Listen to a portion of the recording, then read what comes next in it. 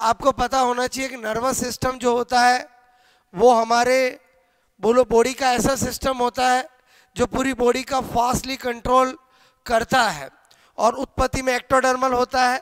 Nervous system तंत्रिका तंत्र का जो ओरिजिन है वो आपको पता होना चाहिए कि सिलेंटेटा फाइलम यानी हाइड्रा से हुआ है, अक्सर एग्जाम में पूछ लिया जाता है। उसके बाद नर्वस सिस्टम के अंदर तीन चीज़ें आती है, एक सीएनएस, एक पीएनएस और एक एएनएस। सेंट्रल नर्वस सिस्टम, केंद्रीय तंत्रिका तंत्र, पेरिफेरल नर्वस सिस्टम, परिधीय तंत्रिका तंत्र, ऑटोनोमस नर्वस सिस्टम, स्वायत्त तंत्रिका तंत्र। तो दोस्तों जो सीएनएस होता है, सेंट्रल नर्वस सिस्टम होता है, उसमें दो चीज़ों को इंक्लूड करते हैं, एक ब्रेन और एक स्पाइनल कॉर्ड यानी मस्तिष्क और मेरुरज्जु को इंक्लूड करते हैं।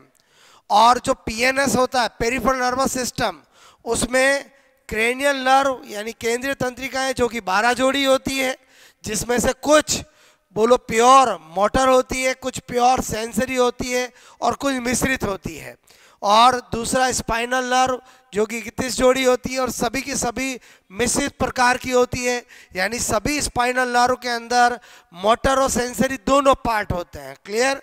उसके बाद तीसरा है ऑटोनोमस नर्वस सिस्टम, स्वायत्त तंत्रिका तंत्र। दोस्तों इसमें दो चीज़ें, एक अनुकंपी और एक पैरानुकंपी, सिंपैथेटिक और पैरासिम्पैथेटिक। पैरासिम्पैथेटिक जब भी हम हैप्पी रहते हैं तब कार्य करता है और सिंपैथेटिक जब हम दुखी होते तब कार्य करता है।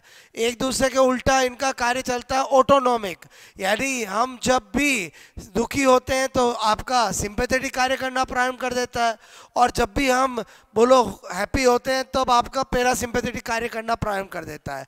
तो इस तरह से दोस्तों नर्वस सिस्टम के 3 भाग होते हैं, जिसमें ये वाला पार्ट बड़ा इंपॉर्टेंट है कॉम्पिटिटिव पॉइंट ऑफ व्यू से, क्योंकि आपको ब्रेन से अक्सर एग्जाम में क्वेश्चन पूछा जाता है। तो आपको पहले ये वर्गीकरण पता होना चाहिए, सीएनएस, पीएनएस और एएनएस। आपको पता होना चाहिए सीएनएस का 98% पार्ट तो ब्रेन ही होता है, जो स्पाइनल कॉर्ड होता है जो कि हमारी वर्टिब्रल कॉलम की न्यूरल कैनाल में स्थित होता है, वो तो केवल सीएनएस का 2% पार्ट ही होता है।